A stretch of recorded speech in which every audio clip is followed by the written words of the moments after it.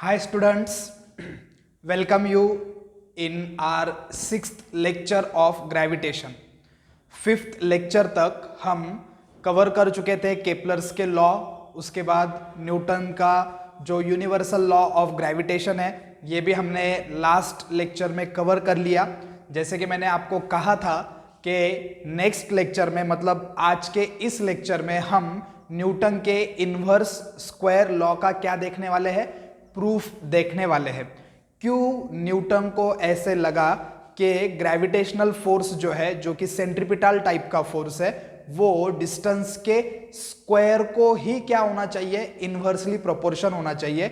मतलब उसको लगा नहीं, उसने मैथमेटिकली सॉल्व किया और सॉल्व करने के बाद वो इस कंक्लूजन पे आ गया, इस रिजल्ट पे पहुंच गया कि ग्रेविटेशनल फोर्स जो कि सेंट्रीपिटल टाइप का फोर्स है वो डिस्टेंस के स्क्वायर को कैसा होता है, इनवर्सली प्रोपोर्शनल होता है। तो उसी के जो इनवर्स स्क्वायर लॉ है, उसी के उस लॉ का प्रूफ आज हम अपने इस लेक्चर में देखने वाले हैं। तो स्टूडेंट्स चलो स्टार्ट करते हैं। देखो यहाँ पे हमने कंसिडर किया है कि यहाँ पे सेंटर में क्या है, सन है। ओके, यहाँ पे ये सन है, सन से आर इतने डिस्टेंस के ऊपर एक प्लैनेट और एक ऑब्जेक्ट है जो रिवॉल्व कर रहा है। ओके, अब यहाँ पे हमने सर्कल बताया है, मगर पता है हमें कि कोई भी ऑब्जेक्ट या प्लैनेट जो है वो सन के अराउंड कैसे घूमता है, इलिप्टिकल ऑर्बिट में घूमता है। ओके, अपने कन्वीनियंस के लिए हमने यहाँ पे सर्कल लिया है। ये सर्कुलर मोशन में घूम रहा है ऑब्जेक्ट जिसका मास कितना है, m, और वो सन से कितने डिस्टेंस पे है, r इतने डिस्टेंस पे है। लास्ट लेक्चर्स में भी मैंने आपको बताया था कि डिस्टेंस को हम d से भी इंडिकेट कर सकते हैं और r से भी इंडिकेट कर सकते हैं। एक ही बात है, कोई डिफरेंस नहीं है। ठीक है, तो जैसे टेक्स्ट बुक में r से इंडिकेट किया है, इसलिए मैंने भी r से ही इंडिकेट किया है यहाँ पे कि सन से प्लैनेट r इतने डिस्टेंस पे है, प्लैनेट का जो मास है m इतना है। ओके, उसके बाद जब प्लैनेट घूमता है सन के अराउंड तो कितने स्पीड से घूमता है, v। इस स्पीड से वो प्लैनेट सन के अराउंड घूम रहा है। ये उसकी ऑर्बिट है जो फॉर्म हुई है सर्कुलर मोशन के टाइम पे। और प्लैनेट कहाँ पे अट्रैक्टेड है, सर्कल के सेंटर की ओर, मतलब सन की ओर जो कि सर्कल के सेंटर में है। इसलिए जो ग्रेविटेशनल फोर्स लगा है वो कौन सा फोर्स है, सेंट्रीपिटल फोर्स है, जो हम F से इंडिकेट कर रहे हैं। ओके, अब यहाँ पे हमें प्रूफ क्या करना है कि जो फोर्स होता है वो डिस्टेंस के स्क्वायर को क्या होता है, इनवर्सली प्रोपोर्शनल होता है। ये हमें प्रूफ यहाँ पे करना है, ये याद में रखना है। ये याद रखो आप कि हमें इस इक्वेशन को लाना है। सब चीजें करके, सब सॉल्व करके हम इस इक्वेशन पे पहुंचने वाले हैं। मतलब हम ये प्रूफ करने वाले हैं कि ग्रेविटेशनल फोर्स जो है वो डिस्टेंस के स्क्वायर को इनवर्सली प्रोपोर्शनल है। ये इक्वेशन और इसका स्टेटमेंट आपने न्यूटन के यूनिवर्सल लॉ ऑफ ग्रेविटेशन में राइट किया है। ये आपका वहां पे सेकेंड इक्वेशन था, वहां पे हमने डिस्टेंस को d से इंडिकेट किया था, यहाँ पे r से इंडिकेट कर रहे हैं। ओके, देखो अभी तो यहाँ पे वही एक्सप्लेनेशन है डायग्राम का कि let's consider that an object of mass m is revolving around the sun with a constant speed of v। ये जो प्लैनेट है ये सन के अराउंड क्या घूम रहा है, यम इतना मास वाला प्लैनेट v इतने स्पीड से क्या कर रहा है, घूम रहा है। At a distance of r from the sun, sun से कितने डिस्टेंस पे, r इतने डिस्टेंस पे। उसके बाद then the centripetal force is given by the following formula। तो इसके ऊपर जो फोर्स लगा है सेंट्रीपिटल फोर्स, उसका फॉर्मूला क्या है, F is equal to centripetal force जो कि ग्रेविटेशनल फोर्स है, F is equal to mv square upon r। m मतलब मास है, पता है हमें, v ये ऑब्जेक्ट की स्पीड है और r क्या है, सन से उस ऑब्जेक्ट का या प्लैनेट का क्या जो डिस्टेंस है। ओके, ये फॉर्मूला हमने पहले भी नोट्स में लिखा हुआ है। सेंट्रीपिटल और सेंट्रीफ्यूगल फोर्स के लिए एक ही फॉर्मूला है। तो यहाँ पे जो डायग्राम में दिया है वो हमने यहाँ पे वर्ड्स में एक्सप्लेन किया, और यहाँ पे कौन सा फॉर्मूला अप्लाई कर रहे हैं हम, सेंट्रीपिटल फोर्स का। Okay, mv square upon r, ये हो गया हमारा इक्वेशन नंबर 1। ठीक है, अभी इसके बाद देखो, but we know that velocity और speed is equal to distance upon time. हमें पता है कि जो स्पीड होती है वो क्या है, डिस्टेंस पर यूनिट टाइम, कितने टाइम में कितना डिस्टेंस कवर हुआ। ओके, तो ये हो गया हमारा इक्वेशन नंबर 2 के वेलोसिटी क्या है, डिस्टेंस अपॉन टाइम है। but we know that distance covered by an object is always equals to the circumference of the circle. Okay, particularly जब ऑब्जेक्ट कहाँ पे घूमता है, सर्कुलर मोशन में. But we know that in circular motion the distance covered by an object is always equals to the circumference of the circle. Circumference of the circle से क्या होता है, इक्वल होता है. जैसे फॉर एग्जाम्पल कोई object है वो इस सर्कल में घूम रहा है, तो इस सर्कल में वो ज्यादा, मतलब इस सर्कल में कम डिस्टेंस कवर करेगा और इस सर्कल में अगर घूम रहा है तो ज्यादा डिस्टेंस कवर करेगा. तो यहाँ पे भी ऑब्जेक्ट सर्कुलर मोशन में ही होगा, इस सर्कल में भी और इस सर्कल में भी सर्कुलर मोशन में ही है, मगर यहाँ पे डिस्टेंस कम कवर होने वाला है, यहाँ पे डिस्टेंस कैसा कवर होगा, ज्यादा, क्योंकि ये इस सर्कल का सरकमफ्रेंस स्मॉल है और इस सर्कल का सरकमफ्रेंस ज्यादा है, इसलिए यहाँ पे डिस्टेंस कम और यहाँ पे डिस्टेंस क्या होगा, ज्यादा कवर होगा. तो ये बात आपको ध्यान में रखनी है कि सर्कुलर मोशन में जब ऑब्जेक्ट डिस्टेंस कवर करता है तो वो डिस्टेंस किस चीज को इक्वल होता है, सर्कल के सरकमफ्रेंस को, कि सर्कल ने कितना बड़ा एरिया या कितना छोटा एरिया कवर किया है. ठीक है, अगर एरिया सर्कल का कम होगा मतलब सरकमफ्रेंस कम होगा, तो उसका क्या, जो डिस्टेंस से ऑब्जेक्ट ने कवर किया वो भी कम होने वाला है. और अगर सरकमफ्रेंस ज्यादा बड़ा हुआ तो डिस्टेंस भी क्या होगा, ज्यादा होगा. तो सीधे सीधे हम इस कंक्लूजन पे आ गए अभी कि जो डिस्टेंस होता है वो सर्कल के किसको इक्वल है, सरकमफ्रेंस को इक्वल है.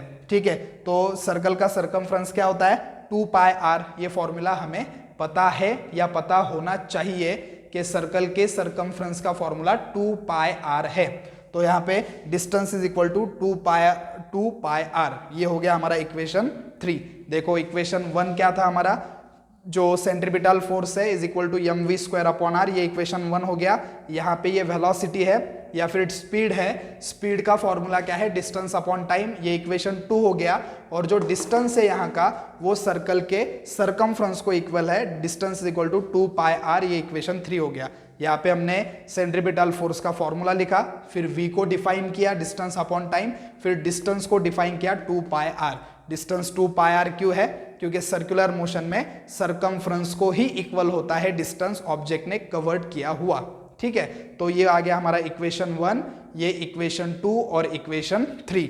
अभी हमें करना क्या है, ये इक्वेशन 3 की जो वैल्यू है हम इक्वेशन 2 में पुट करेंगे, क्योंकि यहाँ distance equal to 2 pi r है, तो यहाँ d के जगह पे हम क्या रख सकते हैं, according to equation 3 2 pi r रख सकते हैं. फिर एक न्यू इक्वेशन मिलेगा वेलोसिटी का, फिर उस इक्वेशन को हम पुट करेंगे इस फर्स्ट वाले इक्वेशन में और फिर आगे सॉल्व करेंगे. ठीक है, चलो देखते हैं आगे.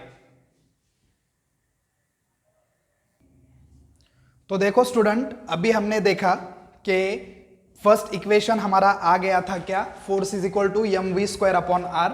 उसके बाद वेलोसिटी के लिए इक्वेशन आया था, स्पीड के लिए डिस्टेंस अपॉन टाइम, जो इक्वेशन नंबर 2 था हमारा. उसके बाद जो डिस्टेंस है सर्कल में वो इक्वल होता है किसको, सर्कल के सरकमफ्रेंस को, या आप उसको पेरीमीटर ऑफ सर्कल भी बोल सकते हो. सेम फॉर्मूला है 2 पाई r. तो ये आपका फर्स्ट, सेकंड और थर्ड इक्वेशन आ गया था. तो अभी हमें क्या करना है, इक्वेशन 3 की वैल्यू इक्वेशन 2 में प्लेस करना है. क्यों, क्योंकि यहाँ पे डिस्टेंस है और हमें इक्वेशन 2 में डिस्टेंस है और इक्वेशन 3 में distance is equal to 2 pi r मिला है. तो हम वहां पे इक्वेशन 2 में डिस्टेंस के प्लेस पे 2 पाई r पुट कर सकते हैं. इसलिए हम क्या कर रहे हैं, 3 की वैल्यू 2 में पुट कर रहे हैं. So we will get v is equal to, ये हमारा इक्वेशन 2 है, v इज इक्वल टू, यहाँ पे डिस्टेंस था तो डिस्टेंस के जगह पे हम रख रहे हैं 2 पाई r और upon t as it is. ये आ गया हमारा इक्वेशन नंबर 4. ठीक है, अब इस इक्वेशन 4 के वैल्यू को प्लेस करना है कहाँ पे, इक्वेशन 1 में. क्यों, क्योंकि ये वेलोसिटी की वैल्यू मिली हमें 2 पाई r अपॉन t और ये वेलोसिटी है यहाँ पे, इसलिए हम वेलोसिटी के प्लेस पे, या स्पीड कह रहे हैं हम इसे, स्पीड के प्लेस पे क्या कर सकते हैं हम, 2 पाई r अपॉन t ये वैल्यू रख सकते हैं. तो चलो रखते हैं फिर इक्वेशन 1 के अकॉर्डिंग. ये फोर्स एज इट इज, यहाँ का ये mass as it is into v square है, v की वैल्यू है 2 pi r upon t according to equation 4. वो 2 पाई r t हम यहाँ पे रख रहे हैं v के प्लेस पे, वहां पे v का स्क्वायर है, इसलिए यहाँ पे इस वैल्यू का भी क्या रहेगा, 2 पाई r अपॉन t का भी स्क्वायर रहेगा upon small r as it is. Okay, उसके बाद सॉल्व करते हैं इसे. यम एज इट इज 2 का स्क्वायर 4, पाई का स्क्वायर पाई स्क्वायर, आर का स्क्वायर आर स्क्वायर, टी का स्क्वायर टी स्क्वायर अपॉन ये small r as it is, simple. अब इसके बाद हम इसी इक्वेशन को नॉर्मल रीअरेंज कर रहे हैं। ये 4m pi square, m into 4 into pi square है, हमने नॉर्मली इसको रीअरेंज कर लिया according to our textbook के हिसाब से इसको हमने रीअरेंज किया। M into 4 into pi square था तो 4 into m into pi square, एक ही बात है। 1 इंटू 2 इंटू 3 लिखते हो तो वही आंसर आता है, 3 इंटू 2 इंटू 1 लिखते हो तो वही आंसर आएगा। तो हमने यहाँ पे इन तीन वैल्यूज को रीअरेंज किया 4m pi square. R square को आप r इंटू आर लिख सकते हो। अगर 2 स्क्वायर को 2 इंटू 2 लिखते हैं हम, 3 स्क्वायर को 3 इंटू 3 लिखते हैं, तो हम r स्क्वायर को r इंटू आर लिख सकते हैं। We can write it as the r into r, r square can be written as r into r, ठीक है। अब इसके बाद ये upon T square as it is. अभी यहाँ पे ये r किस में है, अपॉन मतलब ये r जो है डिवाइड में है, इसको हम ऊपर किस में ले रहे हैं, मल्टीप्लीकेशन में। यहाँ पे जो r ये डिवाइड में है, ये r बाय 1 है, ये ऊपर मल्टीप्लीकेशन में आएगा तो क्या हो जाएगा, 1 बाय r हो जाएगा। r बाय 1 का 1 बाय r हो गया, क्योंकि यहाँ पे डिवाइड में था, यहाँ पे किस में आ गया, मल्टीप्लीकेशन में, ठीक है। तो ये r और इसमें का एक r क्या हो जाएगा, कैंसल। फिर हमें क्या इक्वेशन मिलेगा, force is equal to 4m pi square r, 4m pi square r upon T square. ये आ गया हमारा इक्वेशन नंबर 5। क्या किया हमने यहाँ पे, सिंपल सी एक बात की हमने यहाँ पे कि वेलोसिटी की जो वैल्यू है 2 पाई r वो इक्वेशन 1 में पुट की। अब उसके बाद 1 में पुट करने के बाद यम एज इट इज वहां का v के प्लेस पे 2 पाई r अपॉन टी आ गया, वहां पे v का स्क्वायर, इसलिए यहाँ पे भी v का मतलब इस ब्रैकेट का स्क्वायर, ये अपॉन में r एज इट इज यहाँ पे सॉल्व कर रहे हैं। यम एज इट इज 2 का स्क्वायर 4, पाई का स्क्वायर पाई स्क्वायर, आर का square r square upon t का स्क्वायर टी स्क्वायर, उसमें भी अपॉन डिवाइडेड बाय ये small r as it is. Equation को रीअरेंज किया, 4m pi square, r square को r इंटू आर हम लिख सकते हैं upon T square as it is. ये नीचे वाला जो r है यहाँ पे डिवाइड में है, ऊपर हम उसको मल्टीप्लीकेशन में लेके जा रहे हैं। नीचे r बाय 1 है, ऊपर जाकर क्या होगा, 1 बाय r। तो ये एक r क्या हो गया, कैंसल। और फाइनल इक्वेशन 5th हमें मिल गया 4m pi square r upon T square, ये r और r कैंसल हो गए। ओके, अब यहां तक इक्वेशन 5 तक हम आ गए। अब आगे क्या करना है, divide and multiply by r square to the equation 5। इस इक्वेशन 5 को हमको क्या करना है, डिवाइड और मल्टीप्लाई दोनों भी करना है, डिवाइड भी करना है और मल्टीप्लाई भी करना है। किससे, r स्क्वायर से। अब यहाँ पे जरूरत क्या है, r स्क्वायर से डिवाइड और मल्टीप्लाई करने की, क्योंकि हमें प्रूफ करना है कि फोर्स इनवर्सली प्रोपोर्शनल है r स्क्वायर को, मतलब डिस्टेंस के स्क्वायर को इनवर्सली प्रोपोर्शनल है। ये प्रूफ करने के लिए हम r स्क्वायर से डिवाइड भी कर रहे हैं और मल्टीप्लाई भी कर रहे हैं। और एक बात याद रखो कि किसी भी थिंग को अगर हम सेम क्वांटिटी से या नंबर से डिवाइड एंड मल्टीप्लाई करते हैं तो उसके वैल्यू में कोई चेंज नहीं आता। जैसे फॉर एग्जांपल हम अगर कंसिडर करें कि ये 4m पाई स्क्वायर r, ये कितना है, ये 5 है फॉर एग्जांपल, और ये t स्क्वायर कितना है, इसकी वैल्यू 2 है फॉर एग्जांपल। इसको सॉल्व करते हैं तो आंसर आता है 5, और इसको सॉल्व करते हो तो इसका आंसर 2। अब इसको हम सेम नंबर से क्या करते हैं, डिवाइड एंड मल्टीप्लाई। पहले इसको फॉर एग्जांपल 2 से हम क्या करते हैं, मल्टीप्लाई कर रहे हैं, और 2 से ही क्या कर रहे हैं, डिवाइड। 2 से मल्टीप्लाई, 2 से ही डिवाइड। तो क्या आंसर आएगा इसका आंसर आएगा 10/2। ओके, और फिर से इसका आंसर क्या आएगा, सॉरी 10/4, और फिर से इसका आंसर जो आने वाला है 2 5 जा 10 और 2 2 जा 4। मतलब 5/2 को अगर आप 2 से मल्टीप्लाई और 2 से ही डिवाइड करते हो तो आपका जो आंसर लास्ट में आता है वो 5/2 ही रहता है। 5 2 जा 10, 2 2 जा 4। फिर ये 10/4 को अगर हम कन्वर्ट करें, फिर से रीडिवाइड करें तो क्या होगा, 2 5 जा 10, 2 2 जा 4। मतलब 5/2 की वैल्यू में कोई भी चेंज नहीं आया है 2 से मल्टीप्लाई और डिवाइड करने के बाद। ओके, ऐसे ही यहाँ पे ये कॉन्सेप्ट है कि r स्क्वायर से डिवाइड और मल्टीप्लाई अगर आप करते हो तो इक्वेशन के वैल्यू में कोई भी डिफरेंस आने वाला नहीं है जो इक्वेशन 5 आया है। क्योंकि इस इक्वेशन को अगर मैं ऐसे लिखता हूं कि 4m पाई स्क्वायर, देखो 4m pi square upon r, sorry 4m pi square r upon T square, और इसको मैं आर स्क्वायर से मल्टीप्लाई भी कर रहा हूँ, डिवाइड भी कर रहा हूँ। ये आर स्क्वायर यहाँ पे क्या हो जाएंगे, कैंसिल। वैसे हम पिछले वाले एग्जांपल में 2 को यहाँ पे कैंसिल कर सकते थे और 5/2 वही वैल्यू रहती। यहाँ पे भी r square upon are square कर रहे हैं, ये कैंसिल हो जाएगा तो यही वैल्यू रहेगी। तो हमको डिवाइड और मल्टीप्लाई इसलिए करना है कि हमें प्रूफ करना है, और ये डिवाइड और मल्टीप्लाई करने से इक्वेशन की जो रियल वैल्यू है उस रियल वैल्यू में कोई भी चेंज आने वाला नहीं है। होप आपको ये समझ गया होगा, ठीक है। तो अभी आगे इसको देखते हैं। फिर ये इक्वेशन नंबर 5 आ गया हमारा 4m pi square r upon T square. इसको हम इस इक्वेशन को r स्क्वायर से मल्टीप्लाई भी कर रहे हैं और डिवाइड भी कर रहे हैं। तो यहाँ पे देखो फिर यही इक्वेशन हमने एज इट इज लिखा 4m pi square r upon T square, multiply भी कर रहे हैं r स्क्वायर से, डिवाइड भी कर रहे हैं r स्क्वायर से। अब इसको आगे सॉल्व करते हैं, क्या मिलता है हमें। 4m pi square as it is r square into r cube, r square into r क्या होगा, आर क्यूब, ये तो पता है ना हमें, इसकी पावर 1 है और मल्टीप्लीकेशन में पावर की एडिशन होती है सेम क्वांटिटी की, तो इसलिए r square into r raise to 1, ये पावर की एडिशन हो गई 3, आर क्यूब आ गया। उसके बाद t square into r square as it is.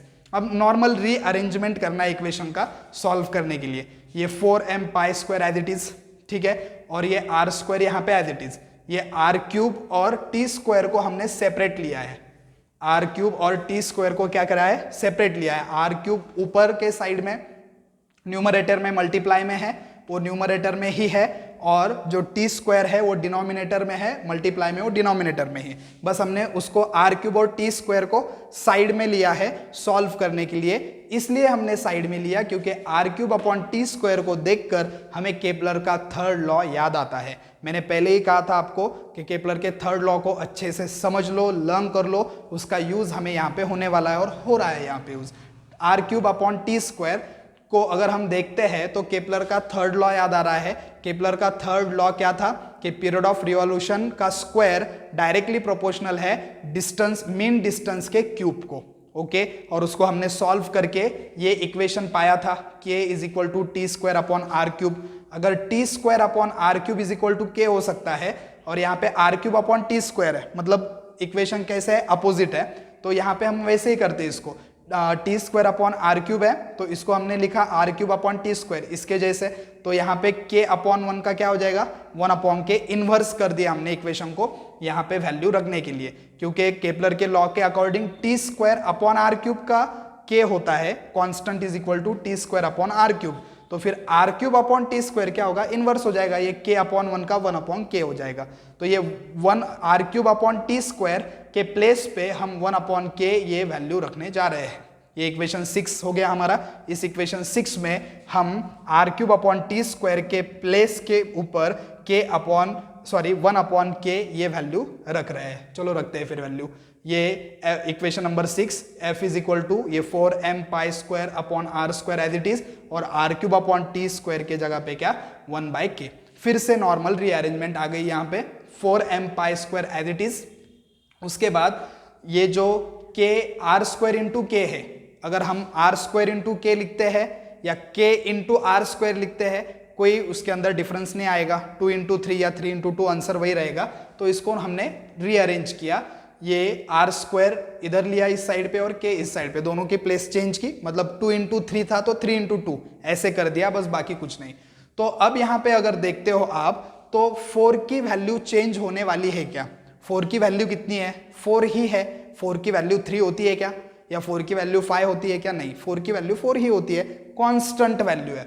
उसके बाद क्या है, मास, ओके, यहाँ पे k था, यहाँ पे क्या है, मास। अब मास अगर हम देखते हैं ऑब्जेक्ट का मास चेंज होता है क्या, फॉर एग्जांपल हमने वो पहले वाली डायग्राम ड्रॉ की थी, उसके अंदर प्लैनेट क्या कर रहा है, फॉर एग्जांपल अर्थ रिवॉल्व कर रही है, अर्थ का मास चेंज होगा क्या, नहीं, मास यूनिवर्सल है, मास चेंज नहीं होता, जितना है उतना ही रहेगा, मास में कोई डिफरेंस नहीं आता है। सर्कुलर पाथ में घूमने के बाद या स्ट्रेट जाने के बाद, अगर ऑब्जेक्ट स्ट्रेट जा रहा है तो मास अलग है, सर्कल में घूम रहा है तो मास अलग है, ट्रायंगल पाथ पे घूम रहा है तो मास अलग, ऐसे होता है क्या, नहीं, मास यूनिवर्सल है, मास चेंज नहीं होता। 4 की वैल्यू 4 ही है, मास की वैल्यू चेंज नहीं होगी, वो भी कांस्टेंट है। पाई की वैल्यू हमें पता है कांस्टेंट ही रहती है, 3.14 या 22/7, वो भी कांस्टेंट है। के तो जानबूझकर कांस्टेंट ही है, उसकी वैल्यू 1 है, ये हमें पता है, केपलर के थर्ड लॉ में हमने देखा।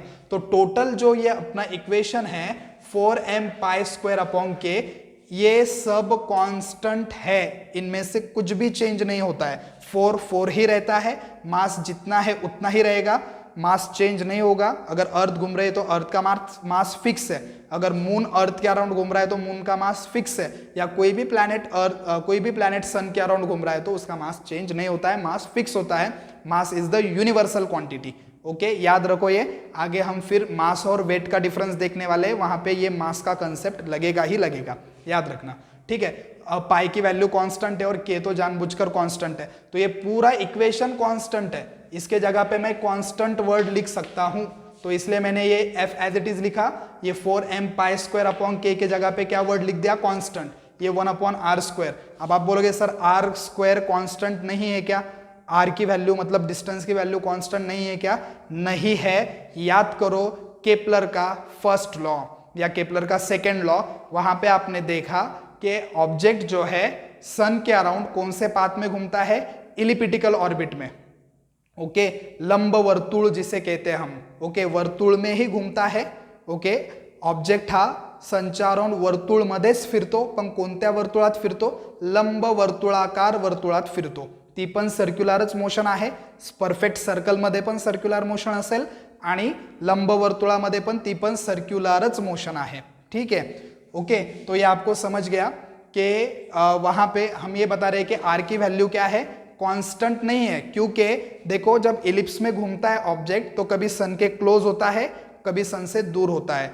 ये आपको अगर नहीं समझ में आ रहा है तो आप फिर से पिछली वाली वीडियो देख लो, कौन सी वाली, जो केपलर के लॉ पे हमने दी है, उसके फर्स्ट और सेकंड लॉ में आप देखो कि ऑब्जेक्ट कभी सन के क्लोज होता है तो कभी सन से क्या होता है, दूर जाता है। तो आर की वैल्यू कांस्टेंट नहीं होने वाली है, ये पूरे इक्वेशन की वैल्यू कांस्टेंट है, आर की वैल्यू कांस्टेंट नहीं है, इसलिए उसको हम कैंसिल नहीं कर सकते। Okay, F is equal to constant लिख दिया मैंने इस इक्वेशन के जगह पे, और ये 1 upon are square as it is. अगर हम कांस्टेंट को कंसीडर नहीं करते हैं तो इक्वालिटी के जगह पे क्या लिखना पड़ेगा, प्रोपोर्शनैलिटी। केपलर के थर्ड लॉ के टाइम पे या न्यूटन के यूनिवर्सल लॉ ऑफ ग्रेविटेशन के टाइम पे मैंने आपको प्रोपोर्शनैलिटी के जगह इक्वालिटी लिखकर दिखाया था, कांस्टेंट लेके। केपलर के लॉ में हमने क्या किया, प्रोपोर्शनैलिटी को इक्वालिटी में कन्वर्ट किया के इस कांस्टेंट को लेकर। न्यूटन के यूनिवर्सल लॉ ऑफ ग्रेविटेशन में हमने प्रोपोर्शनैलिटी को इक्वालिटी में कन्वर्ट किया, जी इस कांस्टेंट को लेकर, यूनिवर्सल ग्रेविटेशनल कांस्टेंट को लेकर हमने प्रोपोर्शनैलिटी को इक्वालिटी में कन्वर्ट किया था। अगर कांस्टेंट होता है तो इक्वालिटी होती है, कांस्टेंट नहीं होता है तो प्रोपोर्शनैलिटी होती है। तो मुझे क्या करना है, इस इक्वालिटी को प्रोपोर्शनैलिटी में कन्वर्ट करना है, तो मुझे कांस्टेंट को कंसीडर नहीं करना पड़ेगा। अगर मैं कांस्टेंट को कंसीडर नहीं करता हूं तो क्या होता है, ये जो इक्वल का साइन है ये किस में कन्वर्ट हो जाता है, प्रोपोर्शन में, ये 1 by r square as it is. याद करो हमें क्या यहाँ पे लिखा था, हमने क्या प्रूफ करना था, हमें यही प्रूफ करना था कि फोर्स जो है इनवर्सली प्रोपोर्शनल है किसको, डिस्टेंस के स्क्वायर को। ये जो सेंट्रीपिटल फोर्स है ये कौन सा फोर्स है, ग्रेविटेशनल फोर्स है, या फिर ऐसे बोलो कि ग्रेविटेशनल फोर्स का नेचर कैसा है, सेंट्रीपिटल है। ओके, तो ये हो गया हमारा प्रूफ। अब उस प्रूफ के नीचे आपके टेक्स्ट बुक में, अगर आप टेक्स्ट बुक में अगर देखते हो तो पेज नंबर 5 के ऊपर ये कॉन्सेप्ट दिया हुआ है। पेज नंबर 4 तक हमने क्या कर लिया था, पूरा देख लिया था। पेज नंबर 5 के ऊपर भी जितना मैंने एक्सपांड करके आपको सॉल्व करके दिखाया है वो बस इतना शॉर्ट में ही दिया है यहाँ पे। ओके, हमने पूरे 1-2 पेज आपके क्या हो जाएंगे, फिल हो जाएंगे, इतना हमने सॉल्व किया, लिखा है, ठीक है। आप देख सकते हो पूरा डिटेल में हमने यहाँ पे एक्सप्लेन किया है। आप नोट्स में भी कुछ चीज़ें अपडेट कर सकते हो जो नोट्स हमने दिए हैं, ठीक है। अब उसके नीचे एक पैरा है, एक पैराग्राफ है नीचे वाला, उस पैराग्राफ को मैं एक्सप्लेन कर रहा हूँ। प्रूव होने के बाद नीचे पैराग्राफ है पेज नंबर 5 के ऊपर। Thus Newton concluded that the centripetal force, which is the force acting on planet and is responsible for its circular motion, must be inversely proportional to the square of the distance between planet and the sun. जो gravitational force responsible है सन के around object को घुमाने के लिए, वो gravitational force क्या होना चाहिए, डिस्टेंस के स्क्वायर को कैसा होना चाहिए, इनवर्सली प्रोपोर्शनल होना चाहिए। डिस्टेंस को इनवर्सली प्रोपोर्शनल है, ये बात तो समझ में आती है कि डिस्टेंस कम है तो फोर्स ज्यादा होगा, डिस्टेंस ज्यादा हो गया तो फोर्स कम हो जाएगा, ये बात तो समझ में आती है। मगर स्क्वायर को ही क्यों, स्क्वायर को इसलिए जो हमने सॉल्व किया पूरा मैथमेटिकल कि फोर्स डिस्टेंस के स्क्वायर को ही इनवर्सली प्रोपोर्शनल होता है। ठीक है, ये न्यूटन को समझ में आ गया सॉल्व करने के बाद। Newton identified this force with the force of gravity and hints postulated the inverse square law of gravitation. ये जो सेंट्रीपिटल फोर्स है ये कौन से टाइप का फोर्स है, ग्रेविटेशनल फोर्स है, ये न्यूटन को समझ में आ गया और उसने फिर उसका यूनिवर्सल लॉ ऑफ ग्रेविटेशन दिया और उसके अंदर ये इनवर्स स्क्वायर लॉ को भी उसने इंक्लूड किया है, उसको भी ऐड किया है, हमने देखा है, उसके ऊपर पूरा 1 घंटे का वीडियो मैंने आपको दिया है, फिर से आप देख लो, रिवीजन हो जाएगा। उसके बाद देखो, the gravitational force is much weaker then the other forces in nature but it control the universe and decide its future. हम पहले से ही बोल रहे हैं कि ग्रेविटेशनल फोर्स कैसा फोर्स है, अट्रैक्शन वाला फोर्स है, सेंट्रीपिटल वाला फोर्स है और वीक फोर्स है। अगर ये फोर्स बहुत स्ट्रांग होता तो सन के ऊपर सारे प्लैनेट जाके गिर जाते या मून अर्थ के ऊपर गिर जाता, बहुत स्ट्रांग फोर्स होता। तो ये फोर्स कैसा फोर्स है, वीक फोर्स है, स्ट्रांग फोर्स नहीं है। और इसी फोर्स के ऊपर हमारे पूरे यूनिवर्स का फ्यूचर डिपेंड है कि यूनिवर्स कैसा बिहेवियर रहेगा, कैसे ऑब्जेक्ट रिवॉल्व करेंगे, कैसे न्यू स्टार्स फॉर्म होंगे। आप स्टार फॉर्मेशन के वीडियोस को सर्च करो यूट्यूब के ऊपर तो आपको समझ में आएगा कि डस्ट पार्टिकल एक साथ आते हैं ग्रेविटेशनल फोर्स के वजह से, फिर उसके अंदर वो डस्ट क्लाउड फॉर्म करते हैं, फिर अलग अलग स्टेप्स होते हैं स्टार के। आप यूट्यूब के ऊपर सर्च करो लाइफ साइकिल ऑफ स्टार या 8th स्टैंडर्ड का जो आपका स्टेट बोर्ड का बुक है वो रीड करो तो आपको समझ में आएगा कि ग्रेविटेशनल फोर्स अट्रैक्शन के वजह से ही क्या होता है, ये बड़े बड़े स्टार्स फॉर्म होते हैं, प्लैनेट्स फॉर्म होते हैं और ये पूरा यूनिवर्स क्या चल रहा है, ग्रेविटेशनल फोर्स के ऊपर ही चल रहा है और इसका फ्यूचर भी ग्रेविटेशनल फोर्स के ऊपर ही डिपेंड है। अगर ब्लैक होल फॉर्म हो जाते हैं तो क्या हो जाएगा, उसके आजू बाजू जितनी चीजें सब ब्लैक होल में जाके खत्म हो जाएगी।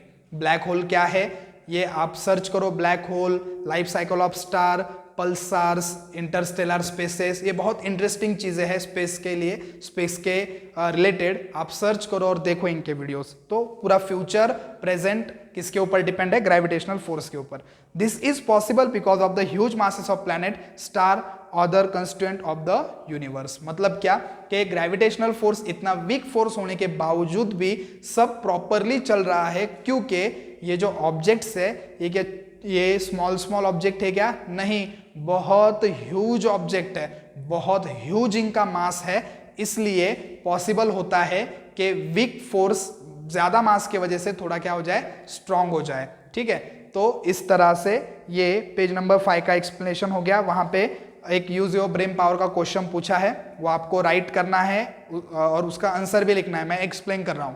वहां पे दिया है कि आप और आपके फ्रेंड एक बेंच के ऊपर बैठे हो, आप दोनों को मास है, इसका मतलब आपके बीच में ग्रेविटेशनल फोर्स होगा, ऑब्वियसली होगा। तो आप क्यों एक दूसरे की ओर मूव नहीं करते हो, आप फोर्स है, अट्रैक्शन है, आप एक दूसरे की ओर मूव नहीं कर रहे या एक दूसरे के ऐसे चक्कर नहीं काट रहे, क्यों, क्योंकि आप मूव इसलिए नहीं कर रहे हो क्योंकि आप जहां पे बैठे हो तो वहां पे उस सरफेस के साथ आपके बॉडी ने क्या फॉर्म किया है, फ्रिक्शनल फोर्स। फ्रिक्शनल फोर्स क्या होता है, जब दो सरफेसेस कांटेक्ट में आते हैं तो उनके अंदर जो फोर्स डेवलप हो जाता है उसको क्या बोलते हैं, फ्रिक्शनल फोर्स। ओके, तो इस फ्रिक्शनल फोर्स के वजह से आप मूव नहीं करते हो। फ्रिक्शनल फोर्स बहुत स्ट्रॉन्ग फोर्स है कंपेयर टू ग्रेविटेशनल फोर्स। मतलब आप दोनों के अंदर ग्रेविटेशनल फोर्स है मगर आप में और बेंच के अंदर कौन सा फोर्स है, फ्रिक्शनल फोर्स। तो फ्रिक्शनल फोर्स स्ट्रॉन्ग है ग्रेविटेशन से, ओके, इसलिए आप मूव नहीं करते। तो आप इसके आंसर में लिख सकते हो, yes the gravitational force is exist in between two friend और in between me and my friend, but the force of friction also develops between our bodies and the surface of the bench, and the force of friction is much stronger than the gravitational force. That's why we can't move towards each other although the gravitational force is present in between us. मतलब gravitational force तो present है ही मगर frictional force strong होने की वजह से हम एक दूसरे की ओर मूव नहीं कर पाते हैं या ये चीजें हमारे तरफ या हम चीजों की तरफ मूव नहीं करते हैं। ठीक है, तो यहाँ तक हो गया हमारा। ओके, तो हमारे बहुत ही इंपॉर्टेंट कंसेप्ट हो गए। केपलर का लॉ हो गया, केपलर्स के लॉज हो गए हमारे, न्यूटन का यूनिवर्सल लॉ ऑफ ग्रेविटेशन हो गया, इसका ये प्रूफ भी हो गया। पेज नंबर 5 तक कंप्लीटली वर्ड बाय वर्ड आ गए हम। आप बोलोगे कि सर ऊपर वाला ये वर्ड बाय वर्ड आपने नहीं बताया, तो यही मैंने नोट्स में दिया है, अभी पहले बोर्ड पे भी लिखा था। जो चीज़ें यहाँ पे दी है वो लिखिए, फिर से एक बार आप पढ़ लो, कुछ डाउट हो तो आप मुझे पूछ सकते हो। ओके, तो ये पेज नंबर 5 तक हो गया। अब नेक्स्ट पीरियड में हम क्या करने वाले हैं, जो ग्रेविटेशनल फोर्स का फॉर्मूला है F = G m1m2/r², इस फॉर्मूला के ऊपर जितने भी सम्स आपके टेक्स्ट बुक में दिए हैं, मतलब जो एक्सरसाइज में भी है और यहाँ पे जो पेज नंबर 6 और 7 के ऊपर भी कुछ सॉल्व एग्जाम्पल है, बस कौन से वाले, ग्रेविटेशनल फोर्स के फॉर्मूला के ऊपर डिपेंड वाले। वो कैटेगरी ए बोलेंगे हम एग्जाम्पल्स की, न्यूमेरिकल्स की। जो कैटेगरी ए है, फर्स्ट कैटेगरी जो डिपेंड है ग्रेविटेशनल फोर्स के फॉर्मूला के ऊपर, तो उतने सब सम्स हम सॉल्व करने वाले हैं नेक्स्ट पीरियड में। ओके, तो मिलते हैं नेक्स्ट पीरियड में, बाय बाय।